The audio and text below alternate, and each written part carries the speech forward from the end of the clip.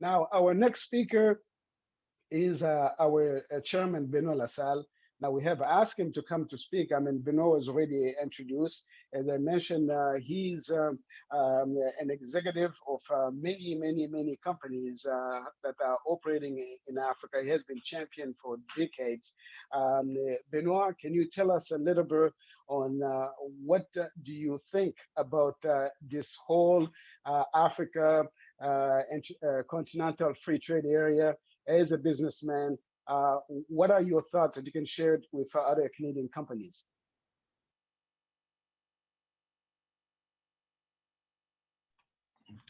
Thank you, Nola, for the intro. Look, I think the opportunity is great, and I think that we need to be selective in the industry we enter. As you know, I have been in mining for 25 years in Africa, and mining requires a lot of time, a lot of capital. You have to be a little bit lucky in finding the right deposit, and you have to have the market timing.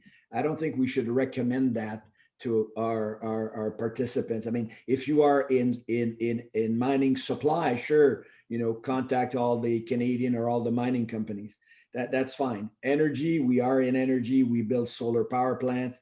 That takes years. It takes years of negotiation with the power purchase agreement. This takes a lot of time. It's again something that's doable, but I don't think that's a post COVID-19 strategy. To me, and I'll go back, I sound like a broken record. I think the most demanding sector is agriculture. Agriculture does not require a lot of capital. It creates a lot of jobs, and it takes care of the open market. I mean, if we produce gold and silver as we do, or uranium in Niger, uh, we're not selling that to Uganda or to the DRC. We're selling that into Europe or into the North American market. So that free trade agreement doesn't do much. But if you're producing bananas or cacao or cotton, and well, you don't need to ship it to Pakistan to be clean and sold. You can ship it to Ethiopia. Nola, you're a great fan of Ethiopia. We all know that, and that's the reality. Is we need to take what we produce in Africa and ship it into Africa, and hence, to me, the the low hanging fruit here, and it's a funny expression. It's agriculture. I mean, as I said, if any of you have been to Niger and you drive along the Niger River, there's so much water and so little agriculture. And if you go to Mali, where the Niger River is, there's no agriculture or very little around the amazing amount of water. And what's the problem with agriculture?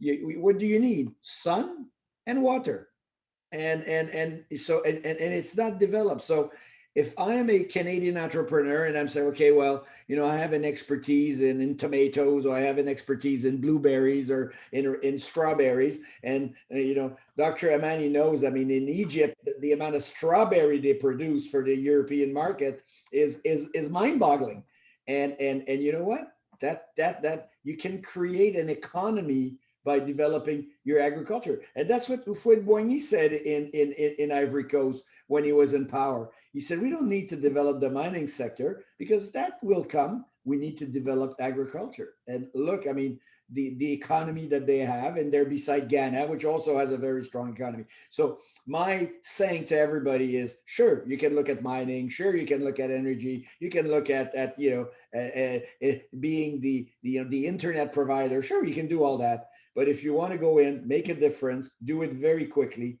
Agriculture transformation, you can be in many phases of agriculture, but that's to me the easiest place to start.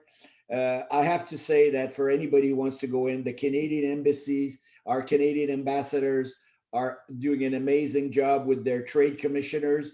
I mean, we are operating, I don't know, 10, 12 countries over there, and we know all of them on a personal name basis. It is extremely important. We just, took over some assets in Morocco recently. And who do we work with? The Canadian Embassy, Le Bureau du Québec, the trade commissioners, and it's been an amazing and smooth integration into Morocco in managing some assets. So the reality is we are well equipped with the Canadian embassies and the trade commissioners. They have also opportunities that they've identified.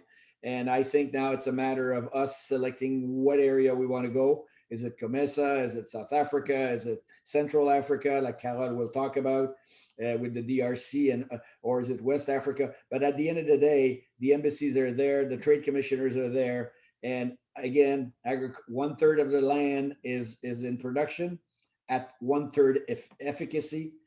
It's the largest market ever to come. And just the end of the story, a friend of mine was in mining in Ivory Coast, and she tripped over cashew nut plantation, started to manage that with the cooperative, and now they'll be one of the largest producer of cashew nuts. And you know why cashew nuts? Because everybody's going vegan. I'm sure Carol will tell us about the people are going vegan. Well, vegan cashew nuts, you make ice cream, you make milk, you make everything. And Ivory Coast will become a very, very large provider of cashew nut to the planet.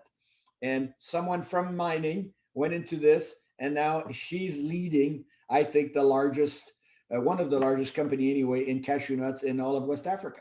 So there you go. You just need to be there, have an idea. But again, to me, stick to agriculture. That's the low capital entry point, efficient, and it creates the maximum amount of job, which is what we need. I will be short, and that will be my comment, Nola.